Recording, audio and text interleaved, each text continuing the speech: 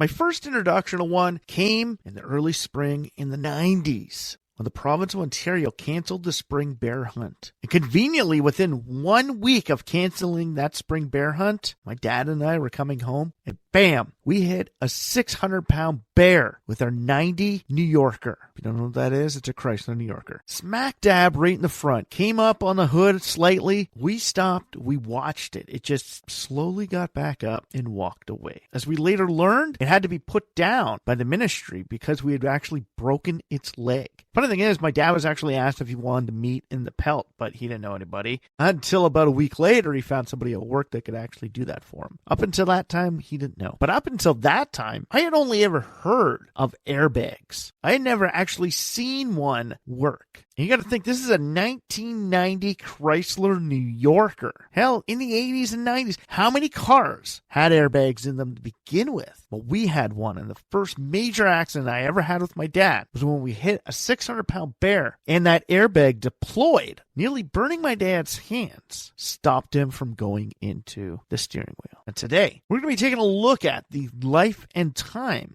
of the airbag.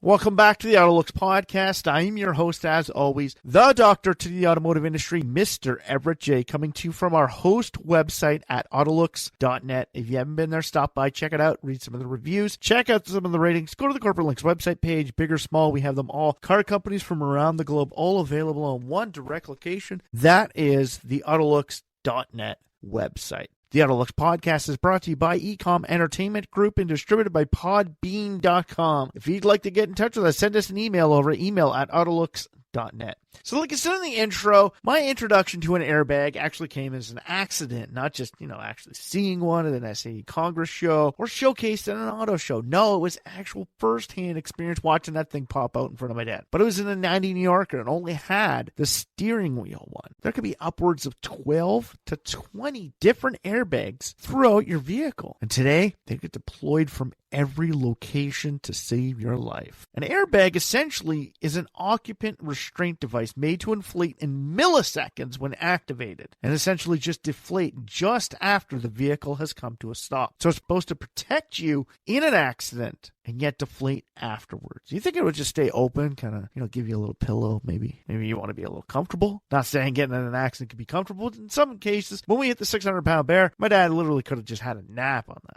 Seatbelt saved me. It consists of a flexible expanding bag with cushion, inflation module, and impact sensors all working together to deploy it in record time. Like I said, the system only takes milliseconds to respond to an actual collision. It is used along with seatbelts to ensure occupants do not crash into the steering wheel, dash, or windscreen, and hell, even side windows, front seats, and even motorcycles are starting to get them now. Airbags are essentially used to keep you from impacting any hard surface in and around you, like the steering wheel, pillars, door panels, side and front and rear windows, headliners, dashboards. Today, a lot of vehicles can contain upwards of 10 airbags throughout various spaces in a vehicle. The locations of airbags include steering wheels, A, B, and C pillars, door panels, side curtains, seat mounted, seat belt mounted, passenger dash. The hood is pedestrian safety system. Now, the hood one is actually quite interesting. It's a new one where the hood actually pops up with a bag underneath of it to keep pedestrians from rolling over your vehicle. This was an ingenious idea essentially created due to bicycles and pedestrians in European countries. North America, we really don't care. That's the reason why you don't see a Tesla Cybertruck in a lot of European locations. Even if they had this on this, the sharp edges on those vehicles can pose an even more extreme hazard that an airbag wouldn't even be able to suffice at. During an impact, the ECU or electronic control unit will deploy using an algorithm to determine the severity of which bags to inflate.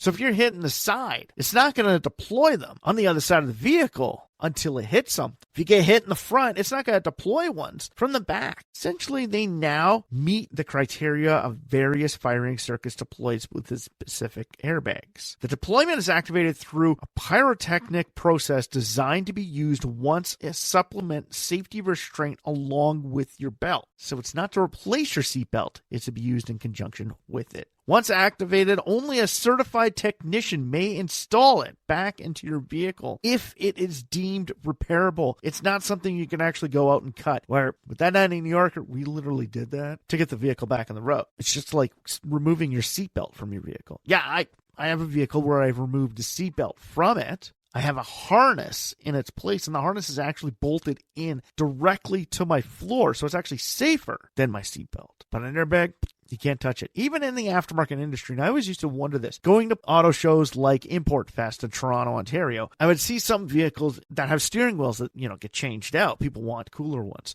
And then I see some vehicles that still have the original ones in it, and I'm like, why? Why do they have that? And then I find out you can't replace it if there's an airbag in it. So airbags now pose a problem to the aftermarket industry, as replacement of specific panels can only be done by certified mechanics. First commercial designs were introduced to passenger vehicles in the 1970s. Early adoption was deemed way too expensive to add as a standard feature and was only available as an add-on accessory. Some early products did not work properly, with some causing more harm to the occupants. Like my dad's 90 New Yorker, when it blew, he actually burned his hands. Not severely, but he did get some slight burns on it. But literally, by the 1980s and 90s, better technology and new safety regulations made airbags more efficient and available to the standard public. And from there, we know where we went on. Now we just have airbags all over a vehicle. In a lot of cases, when an airbag deploys in a vehicle, most insurance companies will just write it off, knowing that it can cost over $1,000 to replace just one of those units. Where if you get into a rear-end collision and it pops out the ones out of your dash to keep you from going through it, you got to replace 3 of them. There's $3,000. There's your bumper, and then they start looking at it and going,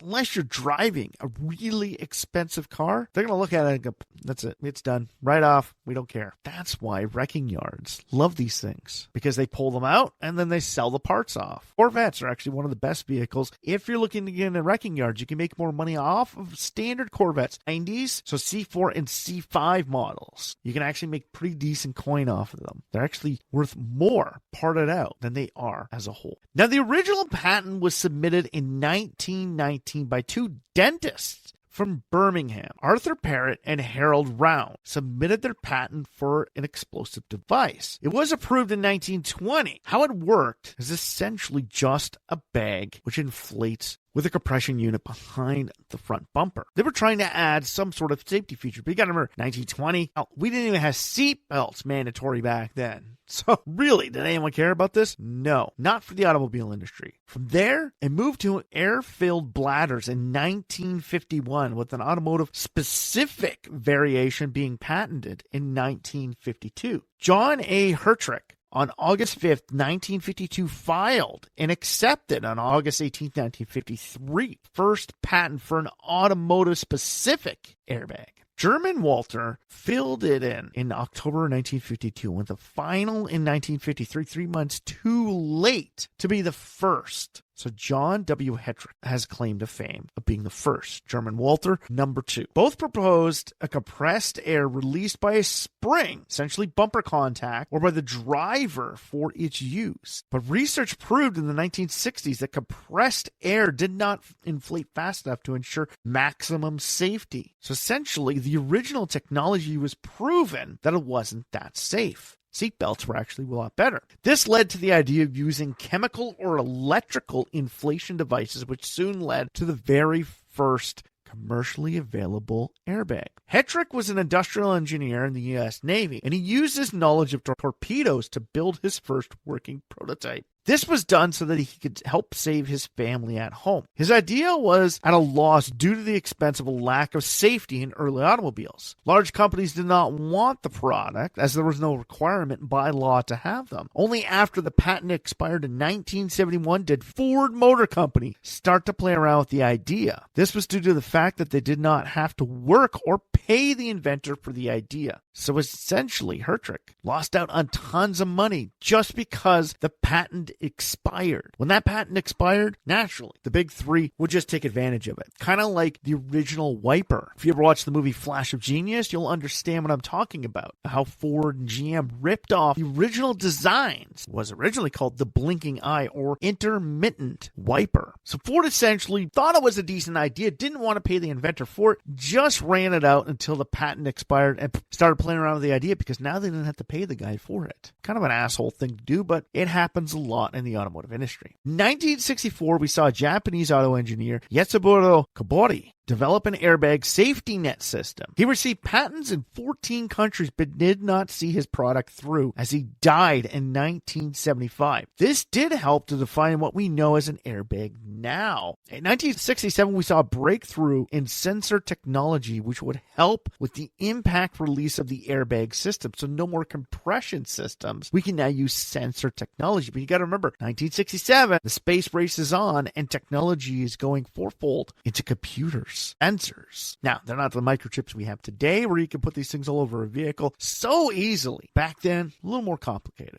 Without this, the bag would only deploy with human intervention or a bumper release. The system used a steel ball attached to a tube by a magnet, which would inflate the bag in under 30 seconds. The explosion triggered the sodium isocyanate to inflate the bag quicker than compressed air. Chrysler and Ford were offered the product, with others around the world soon being released to testing. But as we all know, they wanted to wait for the patents to expire so they could just do it themselves and not have to pay these guys for them. In the early 1970s, General Motors became the first company to offer the airbag as an optional equipment. So even though Ford was playing around with the idea in 1971, and it was offered to a multitude of different companies, General Motors became the first company to introduce the airbag as an optional equipment. It was only used in fleet sales to the government. In 1973, where they had Impalas, which used an Oldsmobile instrument panel, which came with airbags. Two of these were crash tested in 2009.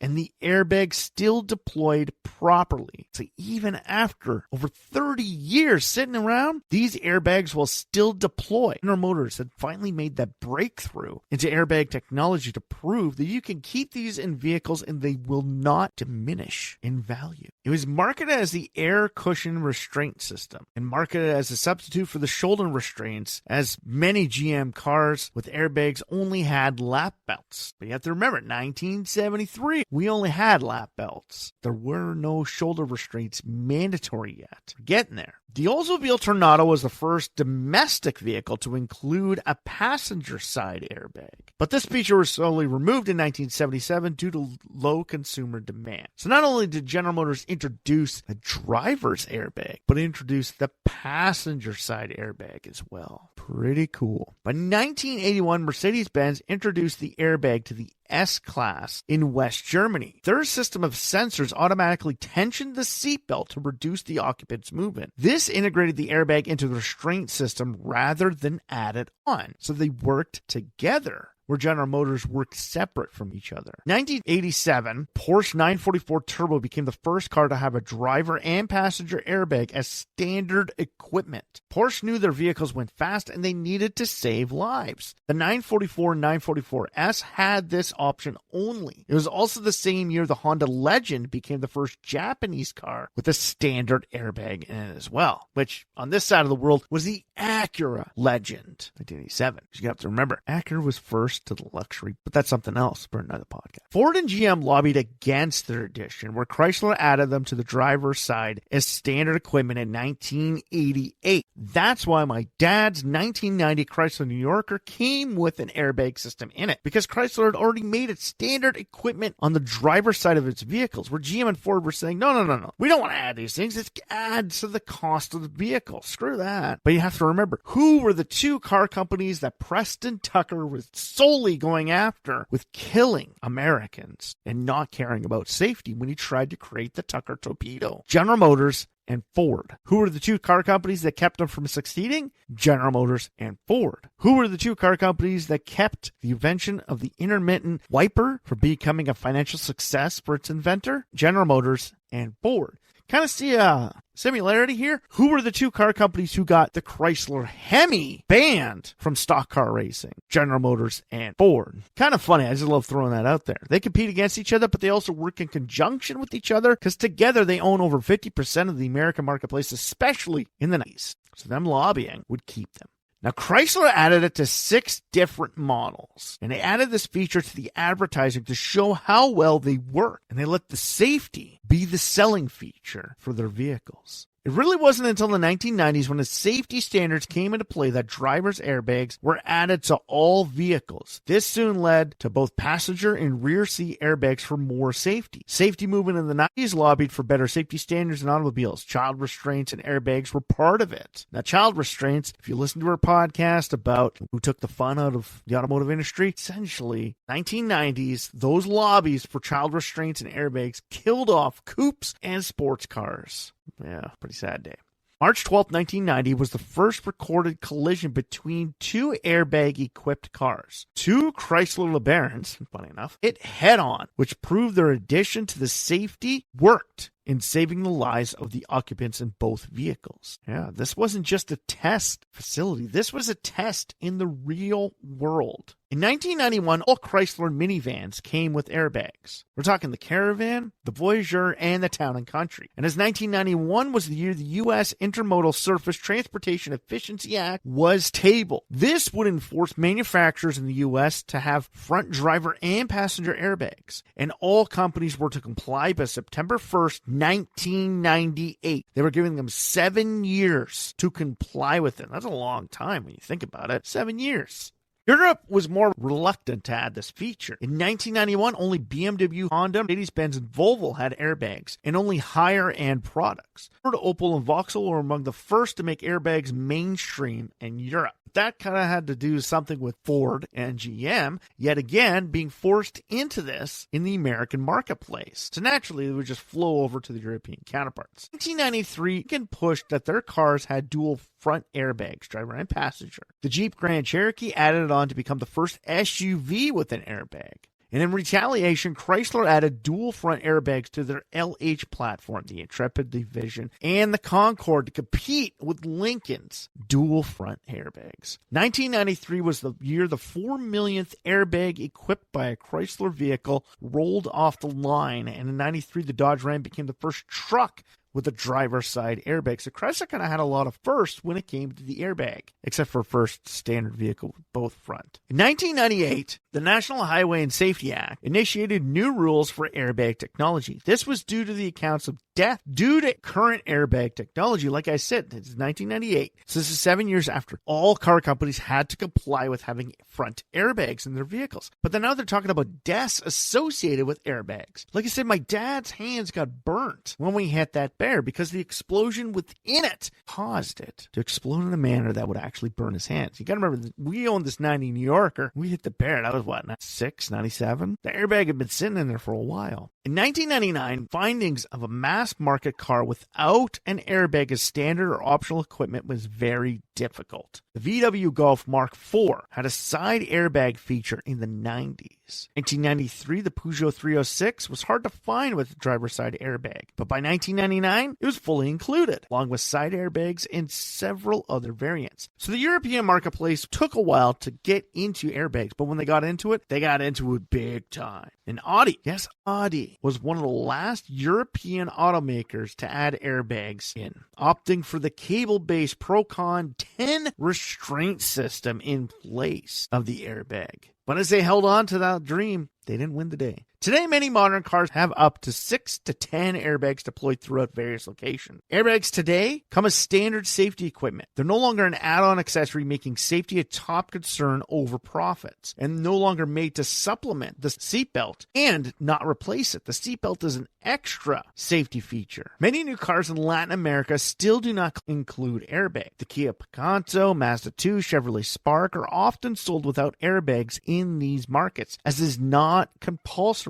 Airbags and automatic braking systems, like we said, are non-compulsory in many Latin American markets. So safety is still void in some places of the world. A Citroen C4 offered the first driver-shaped airbag due to its unusual fixed hub steering wheel. So don't get a little too close to your airbag there, even though it's driver shaped. It's not your girlfriend or boyfriend, okay? In 2019, Honda introduced a new front passenger airbag design, the AutoLooks, and Honda R&D. The design featured 3 inflatable chambers connected across the front. When the bag deploys, the sail panel cushion the occupant's head from the impact of hitting the airbag. These 3 chambers then hold the occupant's head in place like a catcher's mitt. The goal is to reduce the likelihood of concussion injuries. And in 2020, or model year 2021, the Acura TLX was the first car to introduce this new feature, with the lineup rollout all along the way. So that's pretty cool. It's got this little catcher's mitt to kind of, just kind of hold you in there. Your head's that baseball, and that great catcher just caught you.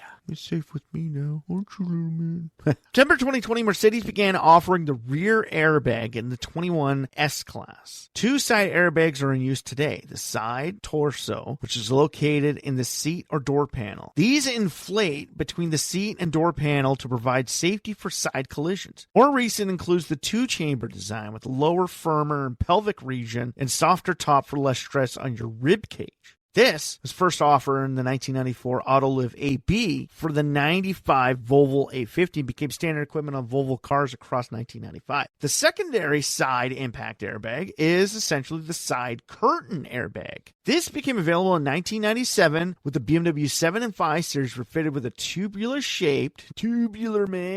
shaped head side airbags, head protection system, or HPS. It maintained protection for up to 7 seconds for rollover protection of its occupants, quickly replaced by an inflatable curtain airbag, which in 1998, Toyota introduced the roof deploying side curtain airbag on the Progress. The Volvo S60 followed suit for both sides deploying from the roof. Now, certain airbags were made standard equipment on all 2000 Volvos. Second generation Volvo C70 received the world's first door-mounted side curtain airbags, which deployed upwards to protect the rear occupant. So we got ones coming down from the top, we got ones blowing out from the side, we got ones coming up from the bottom. Now, to reduce brain injury up to 45%, side impacts became mandatory on all SUVs, with some CUVs and MPVs including for full-length occupant airbags to ensure your safety. Today, many vehicles will deploy the side curtain airbags in a frontal collision to offset the possibility of your head hitting the B and C pillar in a collision. So they really look out for you, don't they? Most cars today are equipped with a torso airbag, which includes a curtain airbag as well. 1997, Saab introduced the first combined head and torso airbags on the 9.5. You gotta remember, Saab was about technology and safety like Volvo.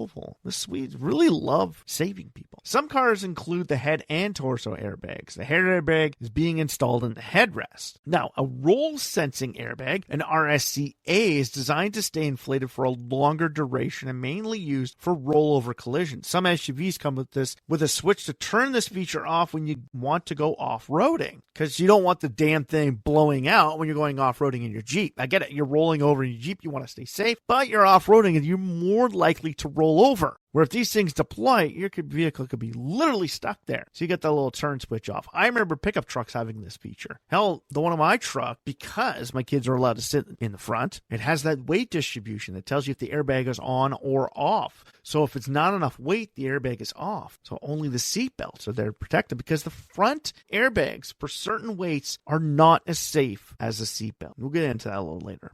A center airbag was first deployed in 2009 in the Toyota Crown Majesta. The system essentially deploys from the rear center seat to protect the passenger from going through that little chute between the 2 front seats. Knee airbags were used in the Kia Sportage located underneath the steering wheel. The Toyota Caledon also introduced the knee airbag, and it works to protect the driver's knees from getting lodged underneath the steering wheel. So we got them there as well. There's also the rear curtain airbag, a Toyota IQ, to protect the occupants from rear end collision. This car was so small, you need it to protect your rear end. Kind of like being in jail, right? Got to protect your rear. Seat belt airbags now used to reduce the possibility of injuries to the rib cage from the seatbelt. Now, I remember a friend way back in the day, her stepdad got in a collision when she was in the front, and she literally bruised her rib cage from how hard they hit. So I kind of understand these new seatbelt airbags, but you got to replace your seatbelt too. Pedestrian airbags, like we said before, designed to deploy to keep pedestrians from rolling over the top of the vehicle. These were first introduced in 2012 in the Volvo V40 as standard pedestrian airbags. It pops the hood up to keep someone from rolling over, or it pops the bumper out to protect the pedestrian from a full automotive impact. So there you go. There's all your different variations. We got them coming from your steering wheel, your dash, your knees, the floor, the side sills, the upper roof, the center, your headrest, your seat belts, all over the place. In 2003, the Toyota Avensis became the first mass-market car with 9 airbags. And SRS airbags from AutoLooks, Duracell, TRW, or JSS breed, Key Safety Systems, or Takata are the manufacturers you'll find for most standard SRS airbags. And most impact sensors are from Lanka Harness Company. Kind of funny, there's so many different companies that make airbags, but the sensors, there's really only one. Airbags are only meant to deploy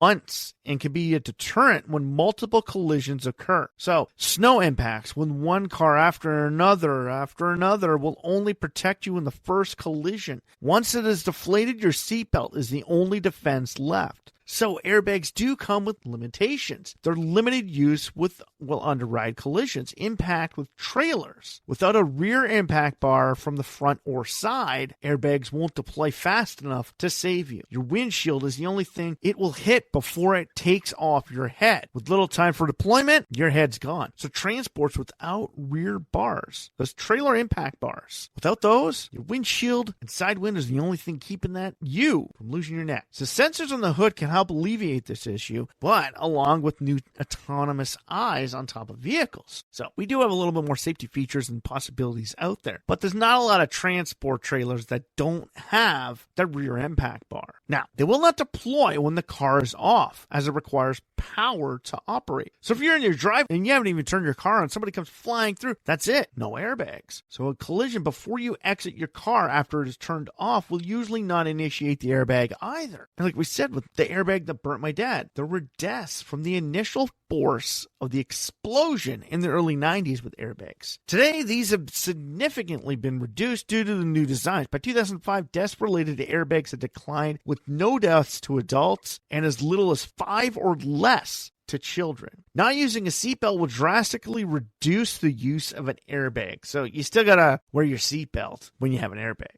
Now, we all got into the companies that produce the different airbags, and we all know about the biggest recall of airbags ever, the Takata Corporation recall. Reason for it, they used ammonium nitrate gas. It becomes unstable over time. So over a long period of time, its exposure to hot and humid conditions could rupture, causing the deployment and sending metal shards and projectiles through the airbag and into the driver. That's essentially the reason why they recalled all of these airbags. They were going to literally blow up and throw shit at you.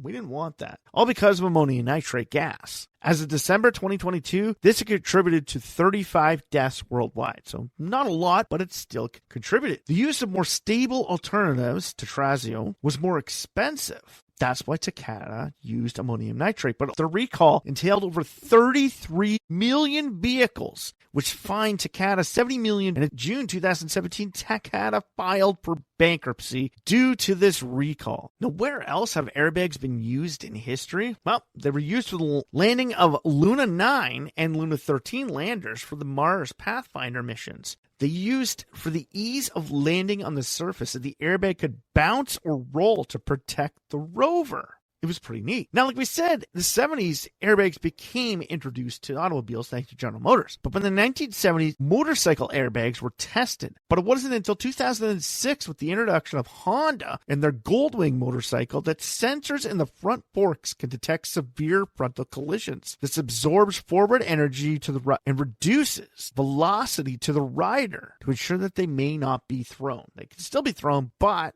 still could. Now, there's also chest protectors that have airbag abilities to them, which essentially they pop out with just pull of a wrist. Now, more common airbag vests have been found today. Other manufacturers choose not to install motorcycle airbags. Part of custom coats or vests can be worn over standard equipment or part of it. On top of that, Halite or Hit Air have commercialized equestrian airbags which attach to the saddle or to be worn by the rider to ensure either falling off or severe movement, you have an airbag to blow the possibility of a concussion. Skiing and snowboarding have started introducing similar technology to it to try and get a little bit more safety factors, more involved with helmets to protect your head from concussions. Now, it's a great feature in vehicles, but it can have its downfalls. It could only be used once. It usually causes insurance companies to write off cars as the cost to install or recharge the airbag systems is highly extensive. The multiple use of airbags in vehicles can also add to the cost of collision and cost of manufacturing increased wrecked cars. On top of adding safety, the more abundant parts were junkyards, but more cars in the junkyards due to write-offs, which means we're causing more garbage, and on top of that, we're increasing the cost of our automobile. Now, second-tier garages may not replace this system and resell the car with no airbag. This can lead to charges for both the driver and the seller of the vehicle. So if you buy one from a secondary company and they say it's in there, even if you believe it's in there, you still bought it, so you're still partially responsible. So not having a working system can lead to fines or impounds of a vehicle due to its state.